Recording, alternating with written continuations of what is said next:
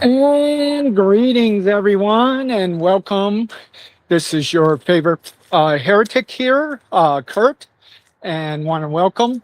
What I want to talk about, I'm on a walk, so I did want to take an opportunity and share because I made a statement that basically hello, Len, glad to have you here. Ryrie Sine Non Quans opened up the door for progressive dispensationalism.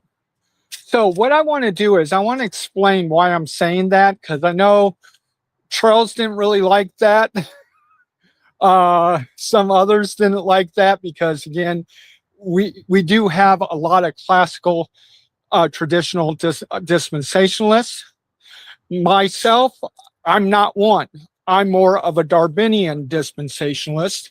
So in dealing with that, I'm dealing with something completely when it comes to foundations, other things. It's not that there's a lot of differences. Let me put it that way. Now, we got to know the history and all. The history basically was Darby, he had a whole different style of dispensationalism that he presented. Now, when I'm talking about it, I'm talking about more of the groundwork.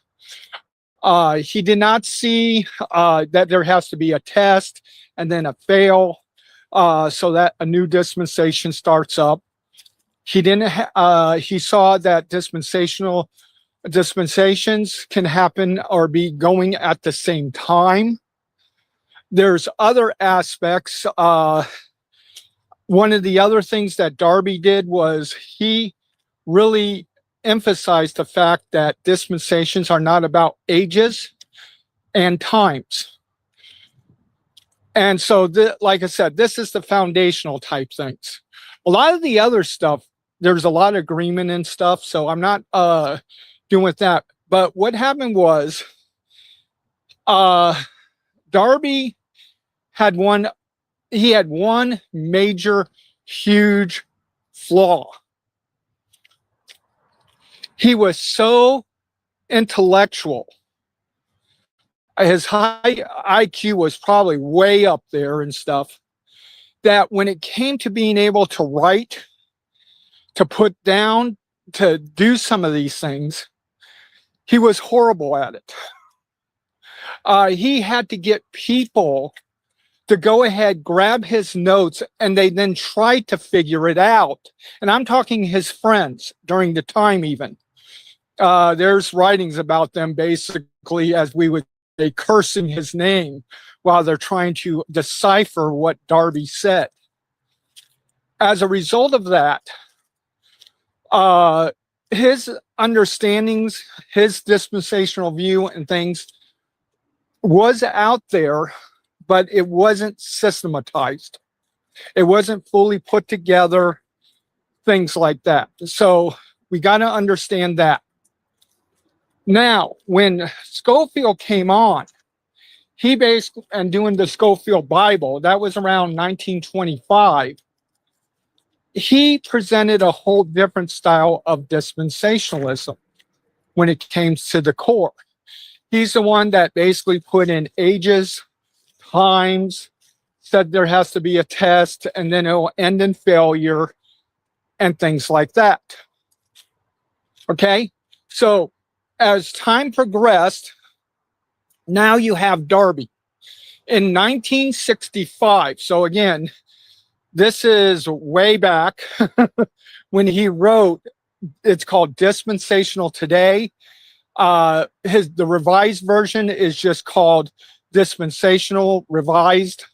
So in dealing with that, and his revised one was in 1995. So what basically is happening here is Ryrie is more dealing with, first and foremost, hyper dispensationalist, your mid and late acts dispensationalist, because he's dealing with that. And then also some change ups and things like that that happen amongst that Schofield, Schaefer may have had, but then as time went on, things changed. He kind of went, And he put those type of things in his book. So the thing is Ryrie went ahead in with his writings and all. He was more dealing with classical, traditional dispensationalists. He was not dealing with history, trying to figure out Darby, things like that. So you got to understand that with him. Also, there is no progressive dispensationalism yet. So what he did was he basically took a thing, put his Sine Non Quas, he wrote it in his book, and the thing is that book amongst dispensationalism became very popular. So that was the book that people went to. Okay, that was the end all of end all type things and stuff. It didn't matter that maybe others were doing other type of work or whatever. Darby was it. That's the mentality, especially amongst the common people, simply because we're back in a day and age. There's no computer. There's no internet. Getting information is not easy. You have to do book research. And then the books you're able to get a hold of, that's all you got. So Darby did not, or Ryrie, he did not do a lot of, when it comes to the historical understanding and all that working and all. He didn't need to. Everyone was accepting Schofield. He was dealing more with the Schofield-Schaeffer understanding. And then on top of that, he was going ahead and he was putting in these different things that may have had some change-ups, but not in the foundational work of dispensationalism, of classical and traditional. Okay, so in Ryrie's book, he does his 3 Sine Non Quas. I will admit, I wish it was more. I do wish it was more. But he did put out enough by which to kind of say, okay, here's something to kind of bring all of us together or something like that. That's in trying to do this. The problem is, like I said, or like I was saying and stuff, is that in his actual section that he did that, he didn't go into a lot of further explanation. You had to go into the book. You had to get some other understanding from him, but that's what not the common person did. What the common person did would read, but then just stuck with the 3 and doing like that. What happened is in the late 80s, that's when you start hearing about progressive dispensationalism. And it wasn't until around 90, 91 that it really started taking off. And what then happened was they were claiming that they held to the 3 Sine Non Quas. Now, here's what was happening. Ryrie in his Sine Non Quas, and what is just, in the part where he was doing the Sine Non Quas, he didn't go into all the detail. In his 1965 book, that was what's only out there yet. Okay. Secondly, progressive dispensationalism then went ahead in and started to say, yeah, we're still there, but then they left things out. So they were finagling things, in my opinion, of saying that they're actually dispensational. So that's why I was saying that part of why Ryrie Sine Non Quas opened the door for progressive dispensationalists, because it wasn't tight enough. And the way it is, and the other problem is, also you're dealing with the common people. You're not just dealing with scholarship on this. Now, in the scholarship realm, I can understand that. But the regular people, their understanding of one thing is what Ryrie wrote and just what was being said in the section under Sine Non Qua, which was not that much. That's the thing. So you have progressive dispensationalism. They come on, they make a big splash. They start asking these things. A lot of people are not ready for what progressive dispensationalism is asking and things like that. So it took time to work out and stuff like that. By that time, they were already considered dispensationalists. This is even before Ryrie wrote his revision in 1995. Okay, so in 1995, when he did the book, what happened was he dealt with progressive dispensationalism. He tightened up what was his Sine Non Qua, and he didn't really know to do that. But the other problem is there was nothing out there for Ryrie stating, okay, here's what really this holds to. Now, you had other dispensationalists. They were writing stuff, but know what? They were not it. Remember, Ryrie was the top dog. He was the definer. He was the one that everyone spoke about. They went to, they did this book that way. So that when he wrote his book in 1995, what happened was it was too late, like I said, to put the progressive dispensationalism back into the bottle. It was already considered by the masses, and trying to change it, it was not going to happen. So that's where part of the thing it has, and why I say it did lead to open dispensation or for progressive dispensationalism. Though Ryrie, there was enough in Ryrie's stuff, but you had to dive in, deal with the whole book, stuff like that, and that's part of the problem when you're dealing with people and stuff. They don't do all of that.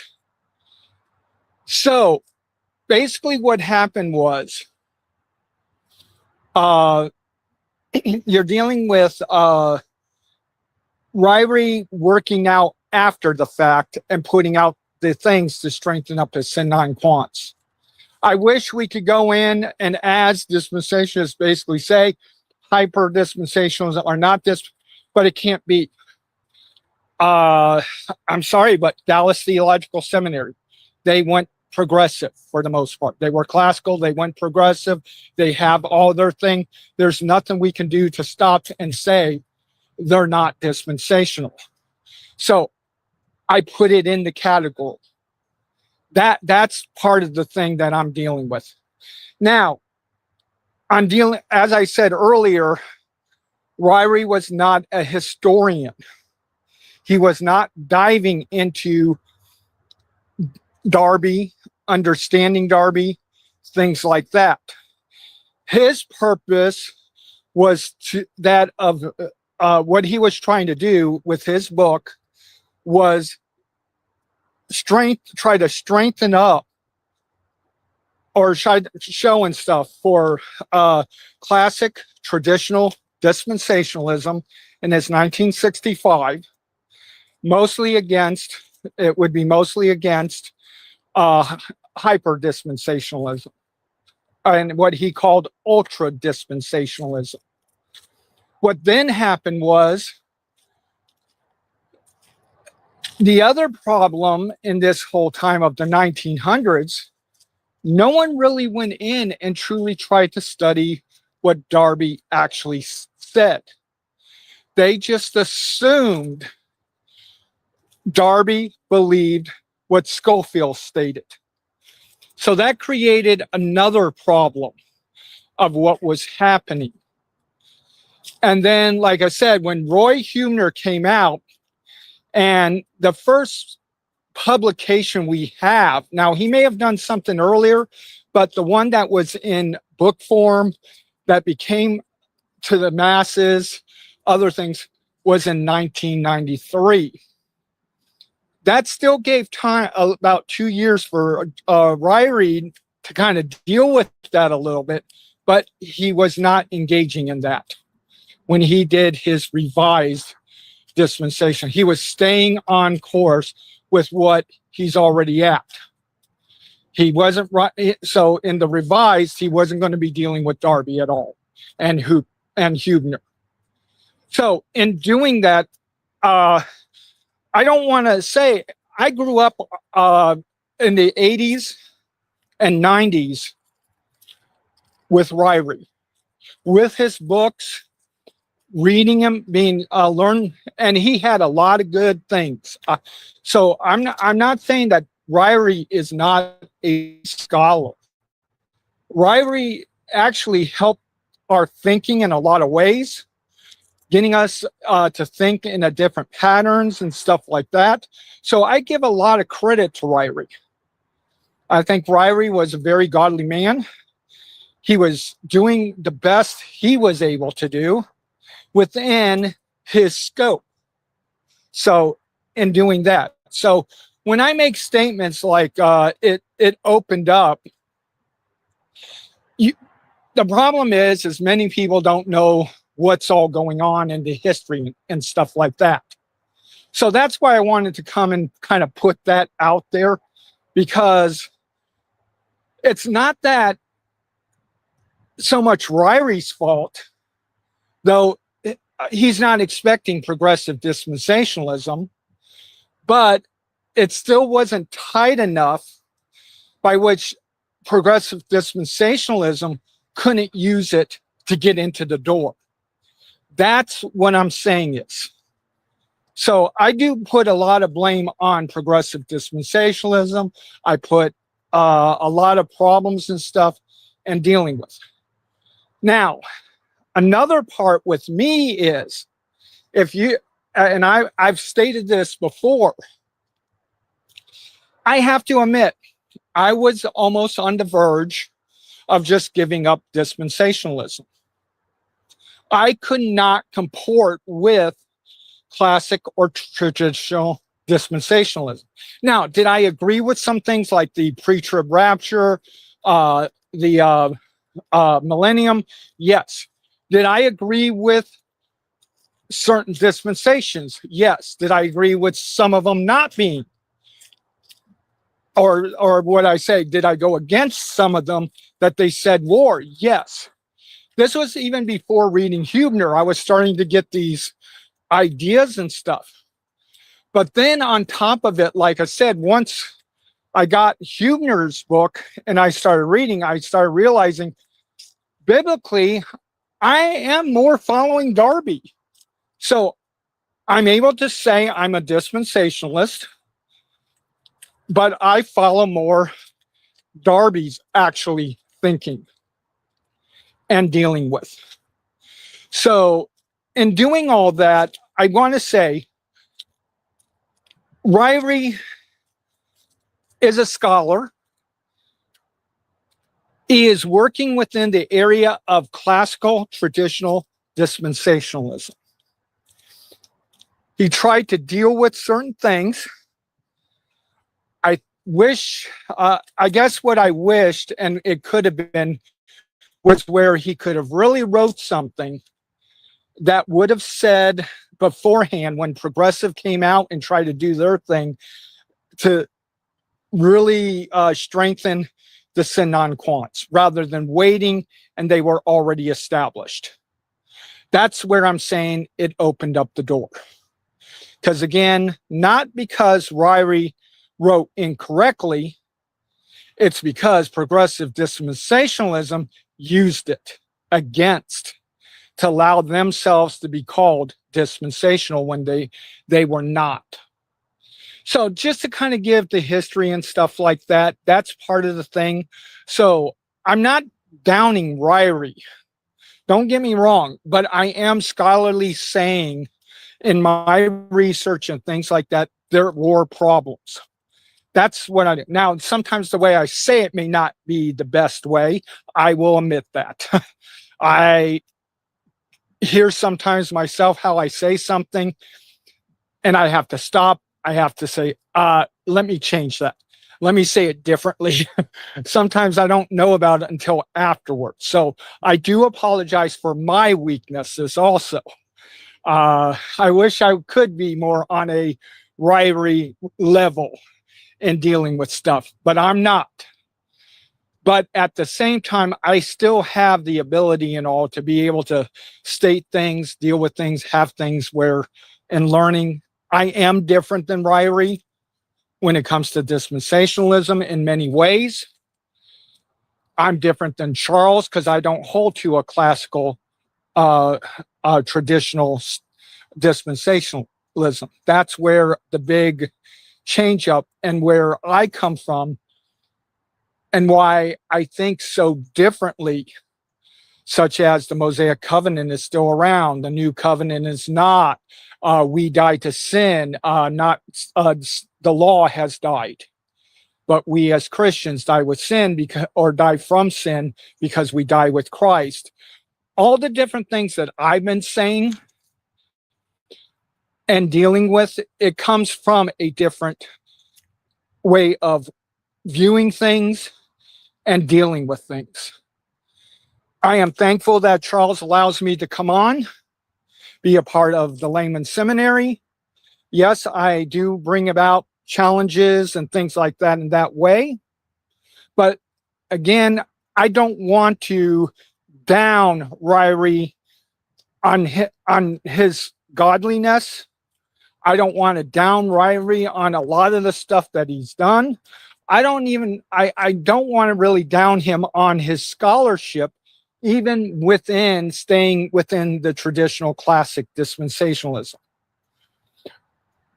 The reality is Ryrie was not so much of a historian.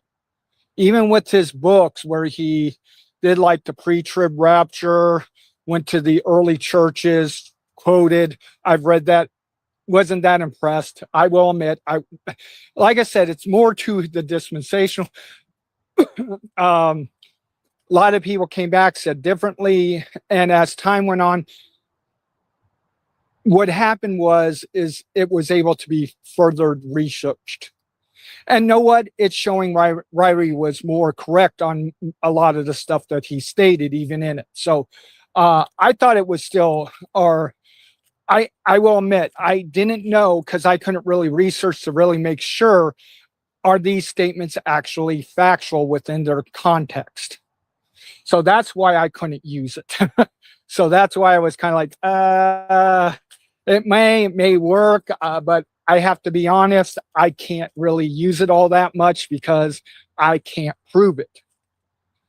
That was the reason. Rachel, glad to have you here.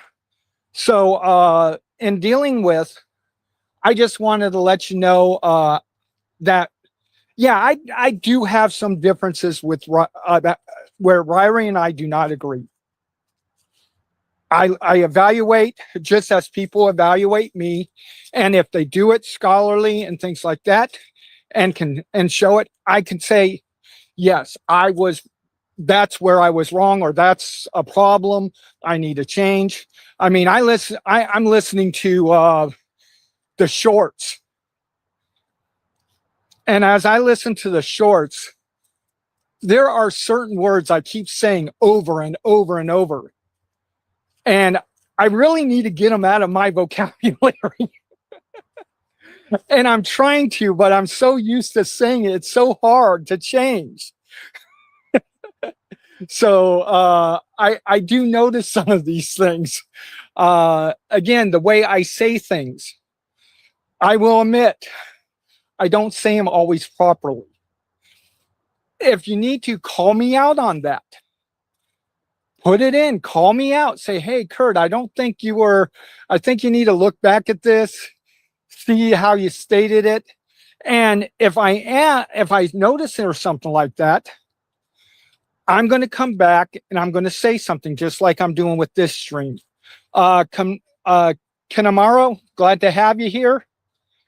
So anyways, theology scholar, glad to have you. AI flyer, glad to have you.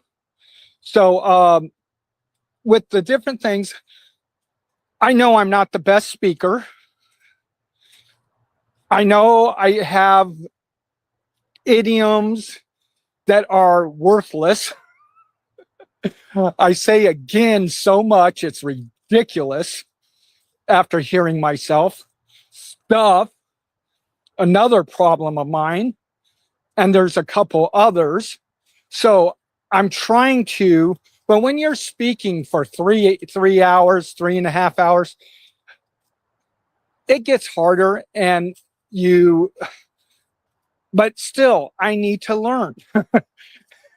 And it's a growing process, but I will admit I'm doing a lot better than when I first started with doing the videos, with my comfortableness, with presentations, things like that. And I thank you all for willing to put up with that and help me to grow as a speaker, also in my Christian walk and things like that. So I'm very thankful to you all when you do mention these type of things. So that's part of the thing. And another one is that saying thing. Everything's a thing. So I need to be more particular in my words, but I'm not a word master, not Charles. I wish I were like Charles being a word master, but I never could get into rap. I don't have the words, the ability in doing that. So I mean, I get on Charles about his rapping, but it's more out of jealousy, if anything, because he knows what he's doing with his words. So I will say, in a right way, I'm jealous because he's a lot better in that way than I am. So Alan, glad to have you. So in dealing with, just wanted to end giving you the reason when I say some of these things about Ryrie. I'm not really downing Ryrie as the person, as the man of God. I am critiquing some of his works that he has put out. And I also need to be better at explaining and not just doing, the jargon type thing. So that I will admit I need to do better at. So that's why I'm doing this video, to go in and realize that within Ryrie's scope, he's focusing more on a certain thing. He's not focusing on the historian. Secondly, the historian aspect of what Darby actually believed wasn't dealt with until the late 1900s. So that created a huge problem when it comes to progressive dispensationalism. Again, the fault is more on them because they took what Darby wrote and they utilized it against. So, but it did open up the door because it wasn't tight enough. That's what I mean by it opened up the door. It wasn't tight enough to not allow progressive dispensationalists to wiggle their way into being called dispensationalist. That's where my issue lies on that. So in dealing with all that, I wanted to let you all know. Let me take a look at the chat and make sure I didn't miss anybody. I don't think I did. Yep, didn't miss anyone. So I'm going to go ahead and let you all go. I just wanted to take a quick walk here. Utilize the time to let you know kind of what I'm dealing with in the idea of Ryrie, why sometimes I say the things I do, but it's again, and sometimes not the right way. And I admit it. I could be better at explaining and things like that. But also, may I say, you can ask questions also. That's what the streams are there for. I say, hey, Kurt, you're saying this about Darby. or Ryrie, what's going on? Why are you saying this? Whatever. And then I can go into further explanation. So hold me accountable. Use the chat to hold me accountable. I don't mind, because I need to be held accountable. So hopefully this helps to get a better understanding as to what's going on, why I say some of the things I do. Again, you have to, there are some major differences between Darby and Ryrie, and even Schofield and Schaefer. And the reality also is I don't hold everything that Darby holds to either. So though I call myself more under Darby, I'm not really a full just bow-towing to Darby. I evaluate him, and there's things that I don't agree with that he has stated, and even in some of the fundamental stuff. So that's part of what I'm looking at and seeing and all. So and I've talked about those things also before. So I'm going to go ahead and head on out. As normal, short video turns into a long-winded one, but that's what you expect from me, a long-winded heretic here. So to all my fellow heretics, to everyone else that were listening, to all those that will listen, thank you, and enjoy the rest of your day.